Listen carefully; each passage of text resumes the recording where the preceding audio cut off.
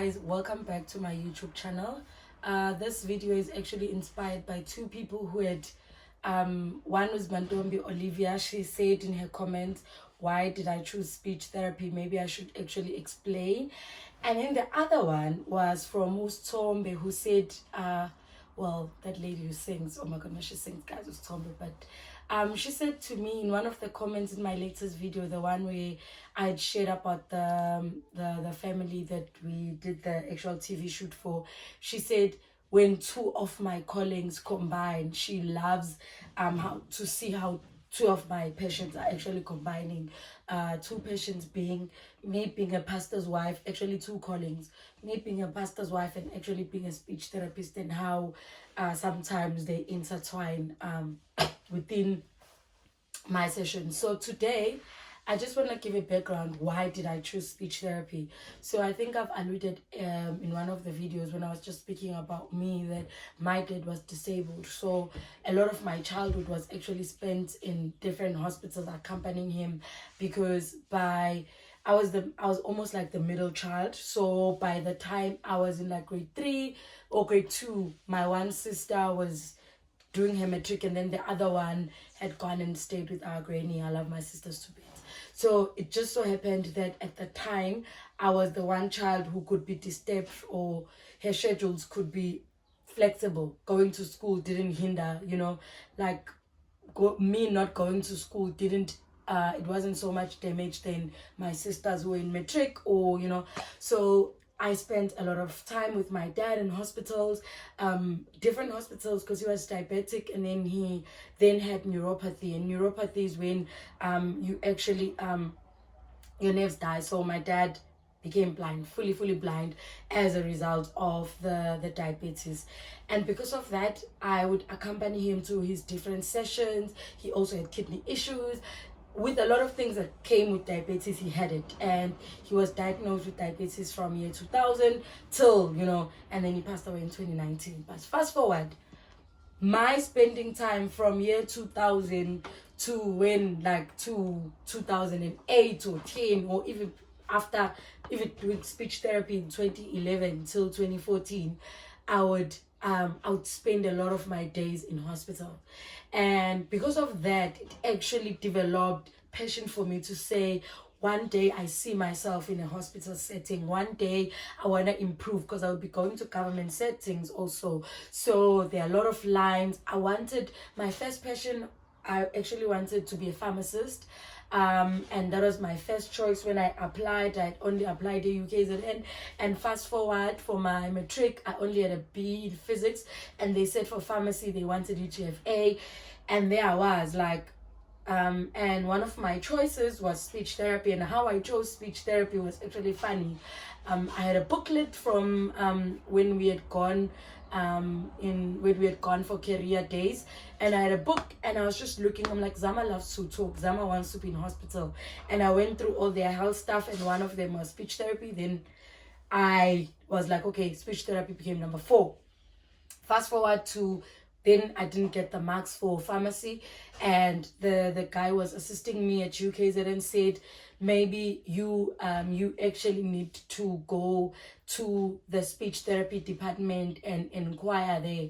And I got to speech therapy, and it was when I say some of my journeys have been divine, I mean, I had in December that year, I love to read books. In December the previous year, I had just gone into a library. I saw a random yellow book, and I felt like I loved the yellow book, and I found out about it. It was on autism, and I picked that book and I read it. And fast forward, when I was going now to inquire at speech department, the lady who was actually assisting asked me quite a lot of questions. For you to do speech therapy, you need to have maybe shadowed or observed the speech at that time. Those were some of the requirements that they would want you to have. You would have to have shadowed another speech therapist, and that speech therapist would have to sign. And I'd struggled. I'm from Guamashu, and at the time, speech therapy wasn't a career that you would find in our normal hospital. You could only get that at King Edward Hospital, which is your tertiary hospital. And I'd struggled to actually find I'd inquired, and I was told about the red tapes and how I would have to email this person to email this person so that I can actually shadow within a government hospital. And private, I didn't know any speech therapist at the time.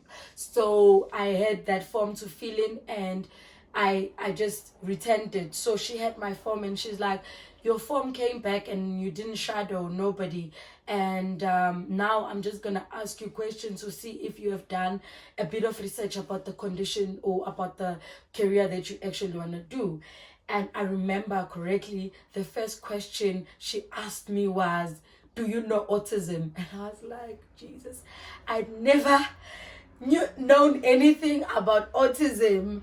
And had I not picked that book that December 2010, I would not have known. So I gave my answers. She asked me, like, a lot of it was like a real interview, and I explained my passion around disability. And then she was like, yes, we were looking for some people. Your marks really meet our criteria, but you had put it as a fourth choice. So fast forward, if you want to do any medical related courses, they consider people who put it as a first choice or a second choice, but most of the time first choice. And that's how I was actually accepted now to go into speech therapy.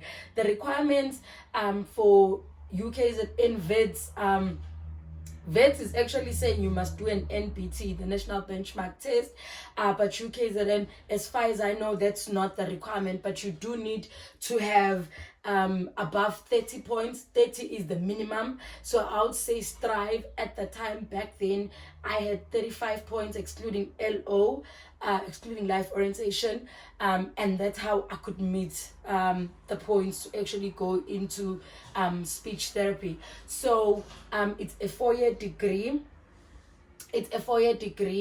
And most of the courses that you do your psychology, you do your physiology, you do your anatomy, and then you do your very specific speech related courses like your language learning, you do your linguistics, you do your speech sound system disorders, you do your neurology, where like people who have strokes, you can be able to know how to assist them.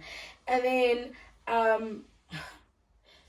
so that's how, for me, I matched my love for speaking and my love for helping people. Because as a speech therapist, you work normally in hospital settings and in school settings, and your duty or your role is to help people communicate better, from people who have had stroke to people who are born with stuttering to kids who are born prematurely.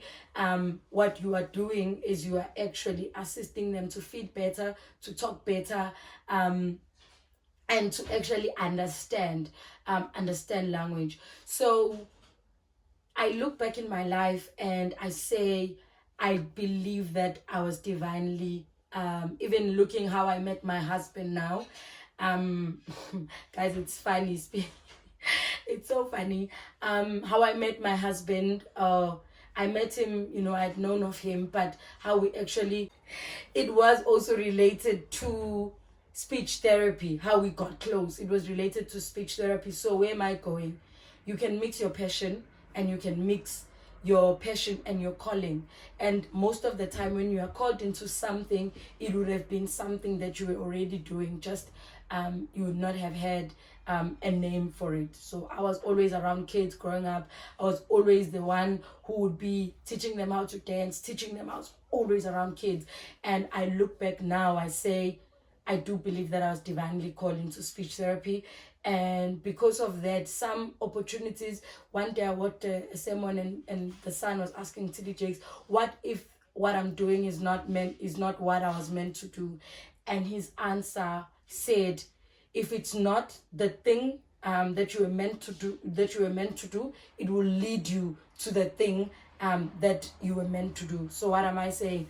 Take every opportunity that comes your way, because that opportunity or that thing that you might do might lead you to where God wants you.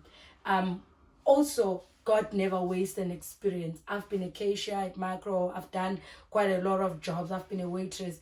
And sometimes I can see the waitress in me coming out when I'm doing a task, or even at work, or even in the ministry. So God never wastes an experience. So wherever you go, choosing a career is not always set in stone. You can always evolve. Like now, I'm doing my master's in business administration. The last time I did anything business related was in grade 9, when I did economics, management sciences, so CPE, CPJ, and CRJ. But other than that, this video is becoming long. What I just wanted to share is that how I got into speech therapy. The salary for a speech therapist, you are looking at a starting off, you are looking at about 19K. That's where you're starting, and depending on the setting, and if you're in private practice, then your earning capacity is endless. So yeah, enjoy your afternoon. Love you loads. Don't forget to subscribe, like, share the content, and we shall see you in the next video.